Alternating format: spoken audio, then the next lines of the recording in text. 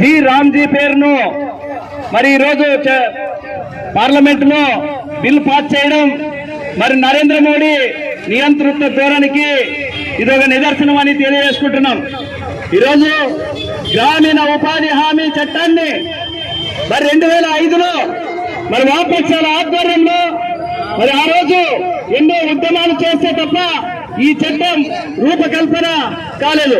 మరి ఈరోజు ఆ స్థాయిలో మరి ఎందరో కార్మికులు కర్షకులు పోరాడు తెచ్చుకున్నటువంటి ఈ చట్టాన్ని మరి నియంతృత్వ ధోరణితో నరేంద్ర మోడీ ప్రభుత్వం ఈరోజు రామ్జీ పేరును పెట్టడం చాలా అమానుషమని మేము ఈ సందర్భంగా తెలియజేస్తున్నాం.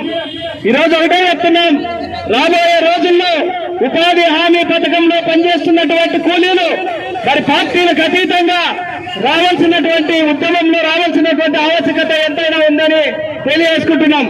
ఈరోజు ఉపాధి హామీ పథకంలో 200 పని దినాలను కల్పించాలని మేము డిమాండ్ చేస్తుంటే మరి ఈరోజు మీరు పథకాన్ని పెట్టి మరి చట్టాన్ని మార్చారు.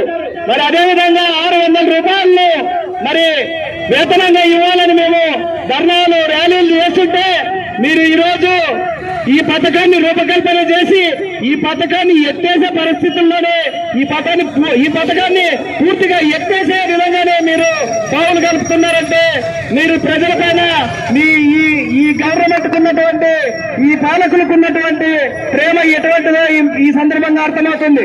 ఈ రోజు ఒకటే చెప్తున్నాం, రాబోయే రోజుల్లో గ్రామీణ ఉపాధి హామీ పథకం మరి పథకాన్ని కాకుండా చట్టాన్ని అలాగే ఉంచి జి రామ్జీ పేరును వెంటనే తొలగించకపోతే రాబోయే రోజుల్లో బీజేపీ ప్రభుత్వాన్ని మరి కూటమి ప్రభుత్వాన్ని కుప్పగొల్చే ఆలోచన విధానంలో మరి కార్మికులు కర్షకులు ముందుండాలని, అదేవిధంగా వీరికి వెన్నుదన్నుగా వామపక్షాలు ముందున్నాయని తెలియజేసుకుంటూ మరి ఈ సందర్భంగా